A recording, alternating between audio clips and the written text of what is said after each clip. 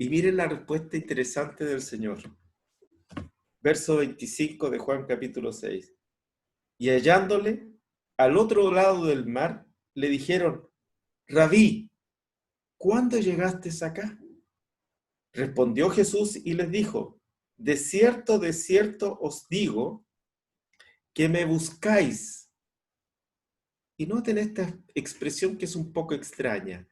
No porque habéis visto las señales, sino porque comisteis el pan y os saciasteis. Entonces, yo me pregunto, ¿vieron la señal o no la vieron? Y uno dice, obviamente que la vieron, o no vieron multiplicarse el pan, o no vieron que en las manos del Señor se multiplicaron los pescados. Claramente la vieron. Pero ¿por qué el Señor dice no vieron la señal? ¿A quién le creen? Por supuesto, al Señor. Así que ellos no vieron la señal. Y lo que debiésemos preguntarnos, ¿qué es ver la señal? Y el Señor añade, trabajad, verso 27, no por la comida que perece. O sea que si hubiesen visto la señal, comenzarían a trabajar por otra comida. Trabajad no por la comida que perece, sino por la comida, atención hermanos, que a vida eterna permanece. ¿Qué haré para heredar la vida eterna? Trabajad por la comida que a vida eterna permanece, la cual el Hijo del Hombre os dará. O sea que ver la señal tendría que haber sido entender que había una comida que no era el pan, que no eran los pescados, que no era aquello que nos sació, que había una comida que aquel que estaba allí era el único que nos la podía dar. Una comida que a vida eterna permanece. Y por esa comida debíamos trabajar, no por la comida, el pan y el pescado que nos alimenta un día y al otro día volvemos a tener hambre, sino que por una comida que nos sacia plenamente. Trabajad no por la comida que perece, sino por la comida que vida eterna permanece. Entonces, claro, la pregunta viene casi de manera consecuente, casi cae la pregunta. ¿Qué debemos hacer para poner en práctica las obras de Dios? ¿Qué debemos hacer entonces? Si tenemos que trabajar por la comida que a vida eterna permanece, ¿qué tenemos que hacer? Ustedes recordarán que hay un momento muy precioso en la vida de Pedro, que lo narra Lucas también. Pedro había tratado de pescar toda la noche y nada había pescado, nada. Vino la mañana y Jesús le pidió a Pedro su barca. Le dijo, Pedro, ¿por qué no me pasas la barca para hablarle a la multitud? No se nos dice que habló Jesús desde la barca. Pero una vez que termina, Jesús entabla un diálogo con Pedro y le dice, ¿cómo fue la pesca, Pedro? No pescamos nada, dice Pedro, no fue muy mal. Toda la noche no pescamos nada.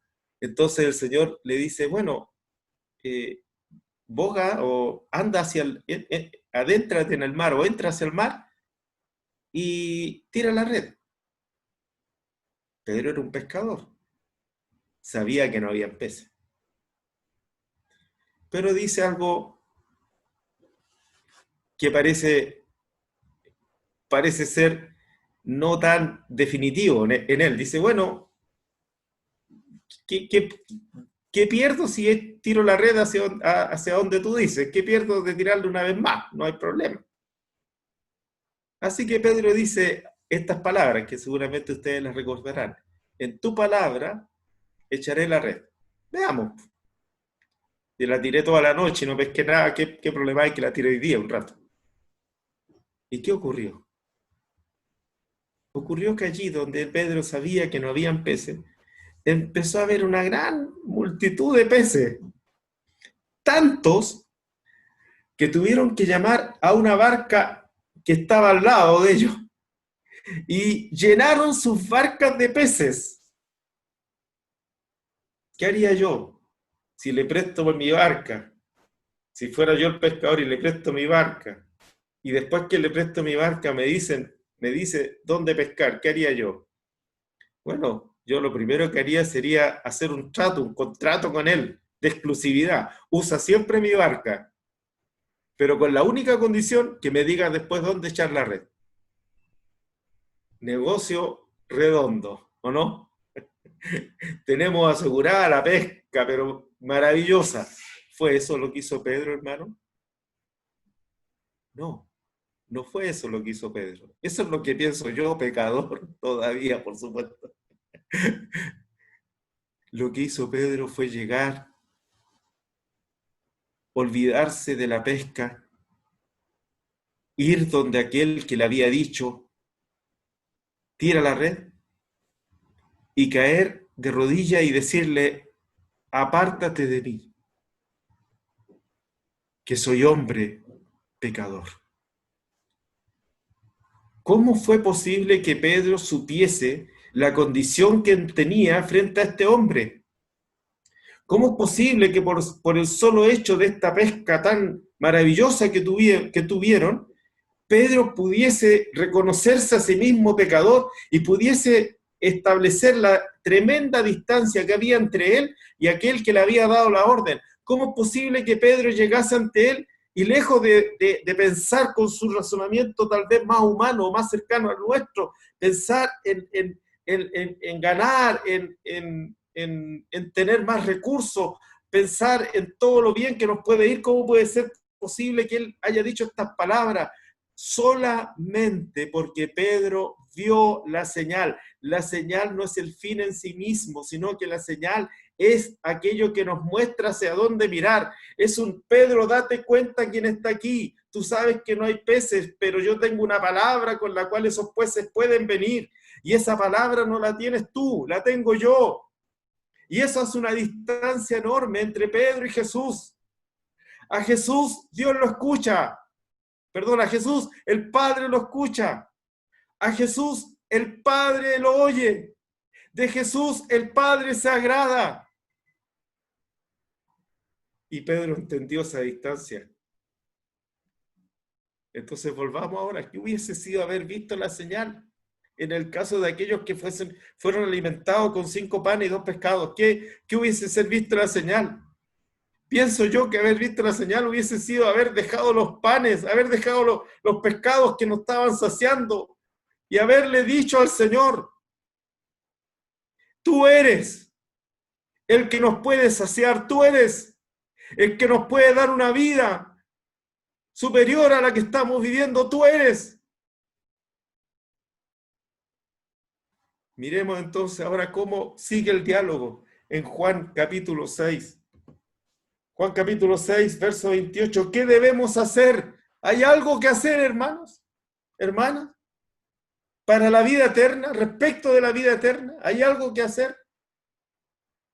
Entonces le dijeron, ¿qué debemos hacer para poner en práctica las obras de Dios? Verso 29. Respondió Jesús y les dijo, esta es la obra de Dios. ¿Cuál es la obra de Dios? ¿Qué es lo que tenemos que hacer? Esta es la obra de Dios, que creáis en el que Él ha enviado. Aleluya. No es algo que tengamos que hacer, queridos hermanos y hermanas. No es algo que en nuestras posibilidades esté en cuanto a que podemos realizar algún determinado hecho o acto respecto del cual nos corresponda la vida eterna. Es algo a lo cual estamos invitados a creer. Esta es la obra de Dios, que creáis, aleluya, en el que Él ha enviado. ¿Debemos hacer algo respecto a la vida eterna? ¿O debemos creer en alguien respecto de la vida eterna?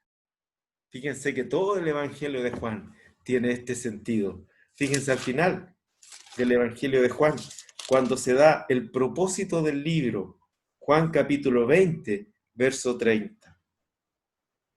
Hizo además Jesús muchas otras señales en presencia de sus discípulos, las cuales no están escritas en este libro.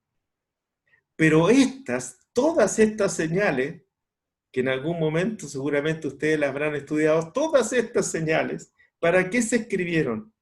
Pero estas se han escrito para que creáis. Aleluya. ¿Para qué creamos que Jesús, que este hombre que caminó por Galilea, que este hombre que caminó por Judea, que este hombre que se desplazó en esa tierra, que este hombre es el Cristo, es el ungido, que este hombre es el Hijo de Dios? Aleluya. Para que creáis que Jesús es el Cristo, el Hijo de Dios. Pero no termina ahí el propósito del libro. No solo basta con que creamos que Jesús es el Cristo, no solo basta que lo confesemos como el Hijo de Dios, sino que para que creyendo, ¿qué ocurra? Tengáis, ¿qué cosa, hermanos? Si lo están leyendo conmigo, tengáis vida en su nombre. Esa vida está en ti, esa vida está en mí, no por algo que hayamos hecho, sino porque un día el Padre nos reveló quién es Jesús. Creí, por lo cual hablé. Cuando creímos, y tú lo puedes confesar hoy, ahora, gloria a Dios, a pesar de las circunstancias externas, a pesar de la pandemia, a pesar de que no hay vacuna y a pesar de todos los riesgos que pueden haber, hoy podemos confesar en nuestras casas, en nuestros hogares, en el lugar donde estemos, y nadie nos quita esa libertad gloriosa de confesar que Jesús es el Cristo, el Hijo del Dios viviente. Y sabes que cuando confesamos a Jesús de esta manera, para que creyendo tengáis vida en su nombre. Bendito sea el Señor.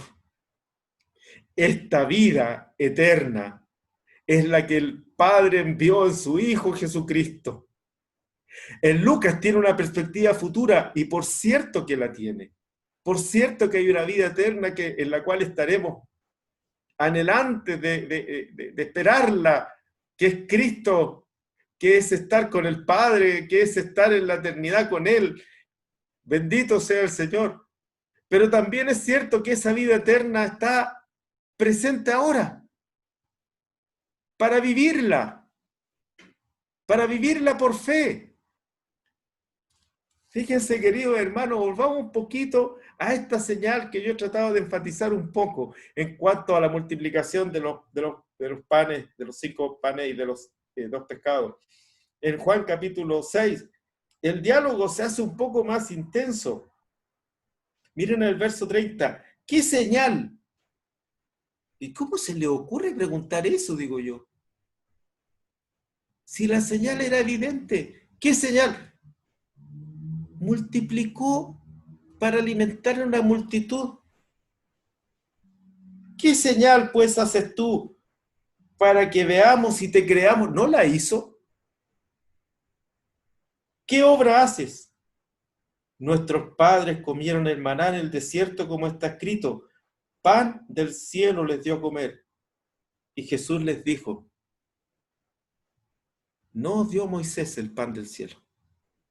Bueno, dice de cierto os digo. Esa es una expresión muy importante para cualquier judío. Es como decir, estoy totalmente seguro de lo que les voy a decir. No tengo ninguna duda de lo que les voy a decir. ¿No os dio Moisés el pan del cielo? Hermana, mi Padre os da el verdadero pan del cielo.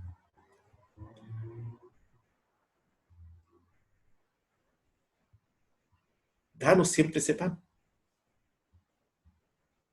Y Jesús dice de sí mismo: yo soy el pan de vida. El que a mí viene, nunca tendrá hambre. Y el que en mí cree, no tendrá sed jamás. Jesús es la vida eterna. El que a mí viene, nunca tendrá hambre. Y el que en mí cree, no tendrá sed jamás. Fíjense un poquito cómo termina este diálogo tan intenso. Capítulo 6, verso 54. El que come mi carne y bebe mi sangre. ¿Qué acabamos de hacer hace un ratito? ¿No pudimos tener el pan y la copa junto a nosotros? ¿No partimos ese pan y lo comimos?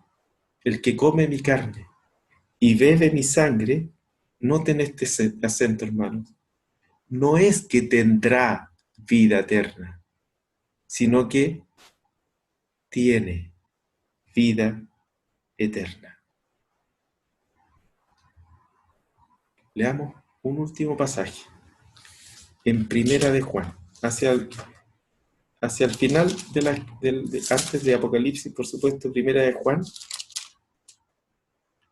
capítulo 1. Voy a leer dos pasajes de Primera de Juan. Capítulo 1, verso 2.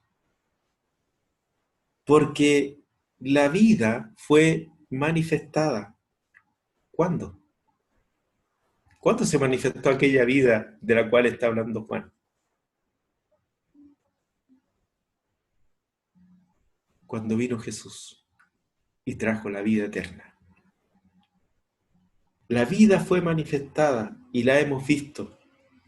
Y testificamos, y miren hermanos qué precioso, y os anunciamos la vida eterna. Aleluya. La cual estaba con el Padre en la eternidad, esa clase de vida que solo se vive en comunión con el Padre, que solo es posible vivirla allí, esa vida eterna que estaba distante de nuestra realidad humana, esa vida eterna se nos manifestó, la cual estaba con el Padre y se nos manifestó. ¿Qué ocurrió cuando vino Jesús? La vida eterna, la vida que se vive desde la eternidad, la vida eterna que se vive junto a la comunión eterna entre el Padre, el Hijo y el Espíritu Santo, esa vida se nos manifestó y la pudimos ver, la pudimos oír, la pudimos palpar, la pudimos contemplar. ¡Aleluya! ¿Quién? Juan. Juan estuvo allí, Juan lo vio, Juan lo oyó, Juan lo contempló. Y dice, Primera de Juan, lo que hemos visto y oído, eso os anunciamos. Anunciamos a Cristo, la vida eterna en Cristo. Lo que hemos visto y oído, eso os anunciamos. ¿Para qué? Queridos hermanos y hermanas, para que ustedes tengan, dice Juan, comunión con nosotros. Miren qué impresionante, hermano. ¿Cómo podemos tener comunión? Cuando aquello que hemos visto y oído lo anunciamos. Y tenemos comunión con nosotros, y no termina allí, sino que nuestra comunión, ¿con quién es? Verdaderamente es con el Padre y con su Hijo Jesucristo. ¿Quién podrá estar en el monte de Dios? ¿Quién podrá estar en el santuario de Dios? ¿Se recuerdan esa pregunta del Salmo? El limpio de manos y puro de corazón. Quedamos todos fuera. Pero hay uno que fue limpio de manos. Hay uno que fue puro de corazón. Hay uno que no dio su alma al engaño. Hay uno que no permitió que su alma se elevara a cosas vanas. Ese uno es el que anunciamos, ese uno es el que vino, ese uno es el que estuvo entre los hombres, ese uno es el que llevó nuestros pecados en la cruz, ese uno es el que fue a la muerte y venció a la muerte, ese uno es el que se levantó de entre los muertos, ese uno es el que resucitó, ese uno es el que llegó a las puertas eternas y las puertas eternas se abrieron, ese uno es el que traspasó los cielos y cuando traspasó los cielos llevó su propia sangre y esa sangre fue acepta como el sacrificio perfecto de allí en adelante para todas las edades. Aleluya, y discúlpenme que me emocione, me entusiasme, porque ese uno es aquel que nosotros hemos confesado esta mañana. Ese uno es Jesús, el Hijo de Dios, el Cristo de Dios. Bendito sea el Señor. Aleluya. Y ese uno nos llamó a la comunión eterna con el Padre y con su Hijo Jesucristo. ¿Dónde estamos? Sí, en nuestras casas, sentados en nuestros sillones tal vez, o alrededor de la mesa, o estamos en la presencia del Padre, o estamos en torno al Hijo, o estamos en la comunión a la que el Padre nos llamó por su Hijo. Qué obra más preciosa de la cual podemos disfrutar. Nadie podía llevarnos a esta vida eterna. Nadie, nosotros éramos incapaces. Por eso vino Él. Vino Él, a todos atraeré a mí mismo y nos atrajo, hermanos y hermanas, nos atrajo para vivir esta clase de vida. Bendito sea el Señor. Honrado sea el Señor. Fíjense el otro pasaje en Primera de Juan, capítulo 5, verso 11. Y este es el testimonio. ¿Cuál es el testimonio? Que Dios nos ha dado. ¿Qué nos ha dado Dios? ¿Lo puedes decir allí? Por supuesto, no del audio. Que Dios nos ha dado vida eterna. ¿Y esta vida dónde está? Esta vida está en su Hijo. Aleluya. Por eso el que tiene al Hijo, ¿tienes al Hijo? Amén. Tiene la vida. Tienes la vida. ¿Dónde? En ti, pues, hermano, hermana, en ti está la vida de Dios. El que tiene al Hijo, tiene la vida. El que no tiene al Hijo, no tiene la vida. Y gracias al Señor, que a pesar, como bien decía Camilo, a pesar de todas nuestras inconsecuencias, a pesar de todas nuestras faltas, a pesar de que nos conocemos tan bien, hermanos míos, tenemos al Hijo. Y teniendo al Hijo, tenemos la misma vida del Hijo. Esta vida está en su Hijo. ¿Quién habitará en tu tabernáculo? ¿Quién morará en tu monte santo? El que anda en integridad y hace justicia, y habla verdad en su corazón. El que no calumnia con su lengua, ni hace mal a su prójimo, ni admite reproche alguno contra su vecino. Aquel a cuyos ojos el vil es menospreciado, pero honra a los que temen a Jehová. El que aún jurando en daño suyo no por eso cambia. Quien su dinero no dio a usura, ni contra el inocente admitió cohecho. El que hace estas cosas no resbalará jamás. ¿Quién hizo estas cosas, hermano? Millones. No podía. Hay uno que lo hizo. Señor, esta tarde honramos tu nombre en nuestras casas. Santificamos tu nombre en nuestras casas. Abrimos nuestros labios en nuestras casas para confesarte como el Cristo, como el Hijo del Dios viviente. Y en medio de las circunstancias complejas y difíciles que podamos estar viviendo, confesamos que tu vida, por tu misericordia y tu gracia, ha venido a nosotros. Y queremos tomarnos de esa vida que tú nos diste en tu Hijo. Esa vida que no puede ser confinada ni puede ser encerrada. Esa vida que no puede ser destruida porque es vida eterna. Esa vida que ni aun la muerte puede destruir, porque ya la muerte fue destruida por esta vida. Esa vida gloriosa. Suelto los dolores de la muerte por cuanto era imposible que fuese retenido por ella. Esa vida gloriosa que es la de Cristo Jesús, a quien hemos confesado, de quien hemos comido, de quien hemos bebido. Esa vida, Señor, se manifieste en nuestras casas, en nuestros hogares. Esa vida preciosa se manifieste en nuestra existencia diaria, en nuestro caminar diario. Esa vida gloriosa se manifieste como esposo, como esposa, como hijo, como padre, como hija, como madre. Esa vida gloriosa se manifieste en nuestras casas y nuestras casas se llenen de ese grato olor que es la vida de Cristo y podamos respirarlo, podamos vivenciarlo cada vez más a este glorioso Jesús que el Padre nos dio. Porque de tal manera nos amaste, que diste a tu Hijo, para que todo aquel que en él crea no se pierda, mas tenga vida eterna.